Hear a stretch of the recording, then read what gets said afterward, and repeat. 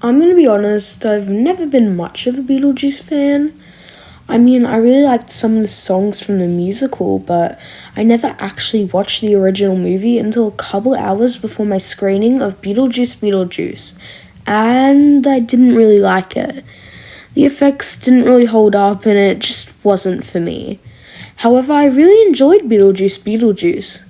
Let's get into my review for this movie. I'd like to start off by talking about the effects, which I critiqued in the first film.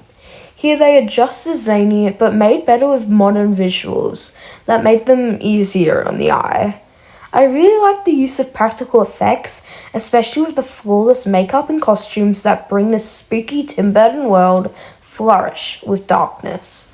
As a big fan of that 2010 Alice in Wonderland movie, one of my biggest draws to this film was Tim Burton.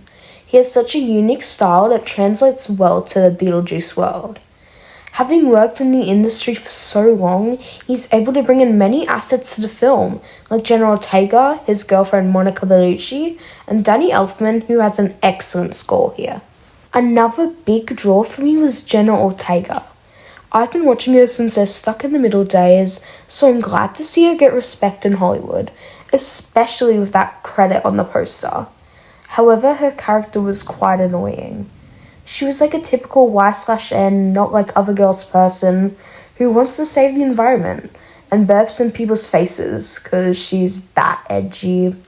However, I really liked her storyline with Arthur Conti's character Jeremy, who reminded me a lot of Hunter Doohan's character from Jenna's show Wednesday. Him and Astrid had great chemistry at the start, and his reveal of being a ghost, whilst predictable, was still fun. His evil twist was also very predictable and surprisingly morbid. I think Jenna still did a great job of conveying the emotions, especially about her dead father, and that dance sequence was excellent. Speaking of the dance sequence, Astrid's partner Delia, played by Catherine O'Hara, was a very interesting character. I do think she overdid it at points with the zaniness, especially when she had to cry or scream. I did like some of her acting, especially the funnier moments, but overall, O'Hara didn't give a great performance. Monica Belluci had a similar problem. Her acting was very monotone, but I don't think it really mattered. She looked absolutely stunning and had great presence that it was a good time when she showed up on screen. However, I feel like she could have easily been cut. Beetlejuice could have just signed the marriage deal because he wanted to marry Lydia. In fact, that would have made more sense. It felt like Tim just wanted a role for his wife. I also didn't love her and Beetlejuice's backstory, especially because it was narrated in another language for literally no particular reason. It really fed into one of my biggest problems with the film, which is that at points, the real world seems just as kooky as the afterlife, which shouldn't be the case. Also, if Beetlejuice killed her, why did she want to marry him? Her motive switched from revenge to love without any explanation at all. Winona Ryder perfectly steps back into the role of Lydia Deeds without skipping a beat. I do find it unusual that she hadn't changed her hairstyle in 40 years, but oh well. I thought it was an interesting choice to paint Beetlejuice like a stalker, and also to make Lydia a ghost podcaster, working with Justin Theroux's character, who was made so unlikable. Proposing at a wedding, gaslighting her, at least it made his downfall feel satisfying.